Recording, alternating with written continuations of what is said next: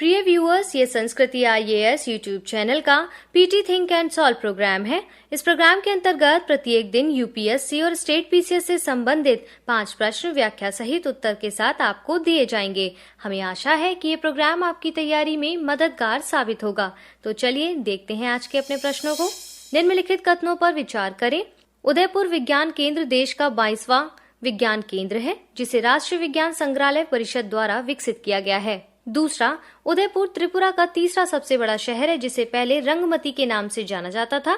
तीसरा, राष्ट्रीय विज्ञान संग्रहालय परिषद विज्ञान एवं प्रौद्योगिकी मंत्रालय के अंतर्गत एक स्वायत्त संस्था है, जिसे वर्ष 1978 में स्थापित किया गया था। उपरोक्त में से कौन से कथन सही नहीं है? A केवल 1 और 3, B केवल 1 और 2, C केवल 3, D उपरोक्त में से कोई नहीं।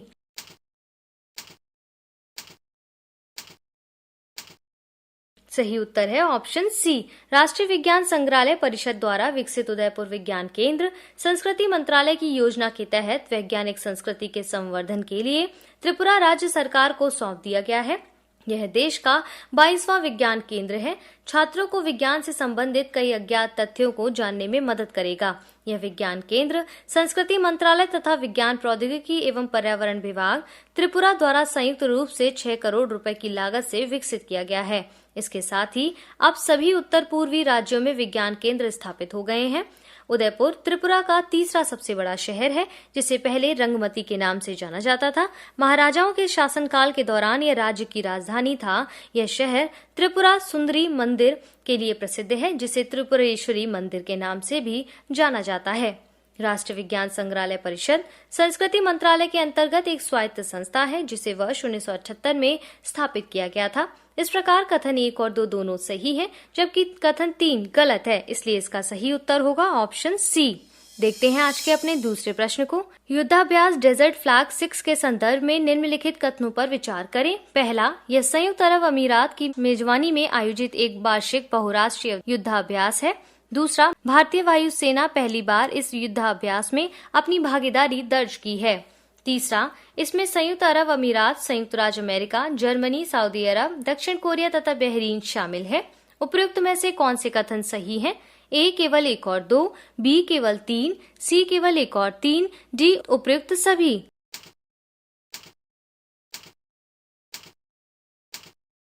सही उत्तर है ऑप्शन A। भारतीय वायुसेना पहली बार संयुक्त अरब अमीरात, संयुक्त राज्य अमेरिका, फ्रांस, सऊदी अरब, दक्षिण कोरिया तथा बहरीन की वायु सेनाओं के साथ युद्धाभ्यास डेजर्ट फ्लैग 6 में भाग लेगी। यह संयुक्त अरब अमीरात की मेजबानी में आयोजित एक वार्षिक बहुराष्ट्रीय युद्धाभ्यास है, जिसे UAE के अल दाफरा एयरबेस में 3 से 27 मार्च तक आयोजित किया जाएगा।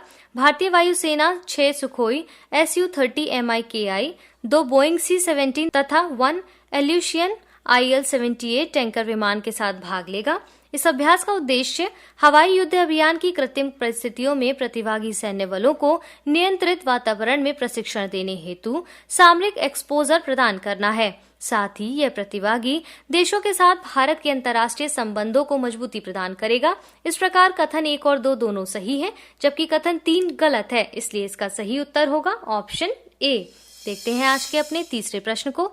परचेजिंग मैनेजर इंडेक्स के संदर्भ में निम्नलिखित कथनों पर विचार करें। पहला, यह विनिर्माण तथा सेवा क्षेत्रों में मौजूदा आर्थिक रुझानों की दिशा को दर्शाता है। दूसरा, इसे इंस्टीट्यूट फॉर सप्लाई मैनेजमेंट द्वारा मासिक रूप से संकलित और जारी किया जाता है। तीसरा, यह कंपनी अपने वार्षिक बजट की योजना बनाने, कर्मचारियों का स्तर का प्रबंधन करने तथा नकदी प्रवाह का अनुमान लगाने में PMI का उपयोग कर सकती है। उपयुक्त में से कौन से कथन सही हैं? A केवल 1 और 3, B केवल 2, C केवल 2 और 3, D उपयुक्त सभी।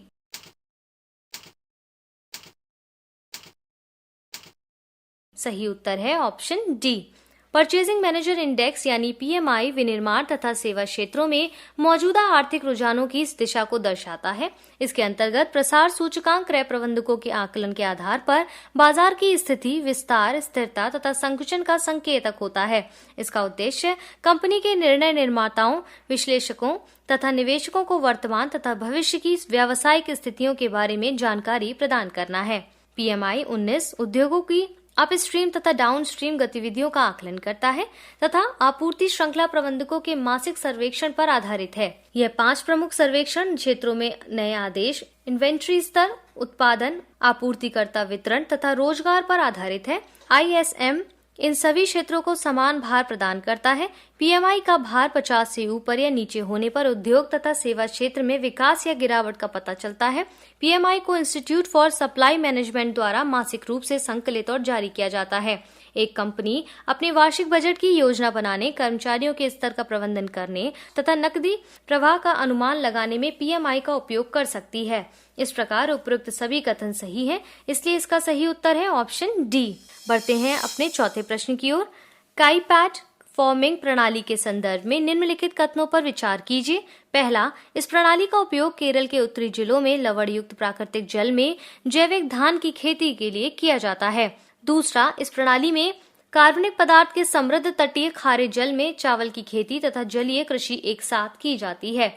उपयुक्त में से कौन से कथन सही है? A केवल 1, B केवल 2, C 1 और 2 दोनों, D ना तो 1 ना ही 2।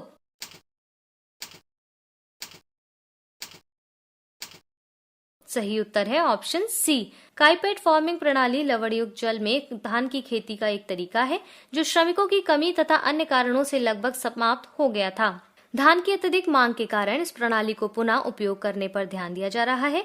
इस प्रणाली का उपयोग केरल के उत्तरी जिलों में लवणयुक्त प्राकृतिक जल में जैविक धान की खेती के लिए किया जाता है। काईपैट प्रणाली एक एकीकृत जैविक कृषि प्रणाली है जिसमें कार्बनिक पदार्थ से समृद्ध तटीय खारे पानी के दलदल में चावल की खेती तथा जलीय कृषि एक साथ की जाती है। काईपैट धान को वर्ष 2014 में भौगोलिक संकेतक प्रदान किया जाता है।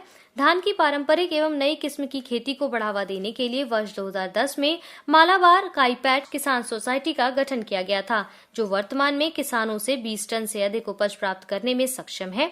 इस प्रकार कथन 1 और 2 दोनों सही है, इसलिए इसका सही उत्तर होगा ऑप्शन सी। बढ़ते हैं आज के अंतिम प्रश्न की ओर। हांगकांग अभिसमय के संदर्भ में निम्नलिखित कथनों पर विचार करें। पहला, हांगकांग अभिसमय समुद्री खनन से संबंधित एक अंतर्राष्ट्रीय राजनयिक सम्मेलन है। दूसरा, इसका आयोजन वर्ष 2009 में किया गया था, जिसमें समुद्री तटीय देशों के प्रतिनिधियों ने भाग लिया था। उपयुक्त में से कौन से कथन सही है? A केवल 1, B केवल 2, C 1 और 2 दोनों, D ना तो 1 ना ही 2।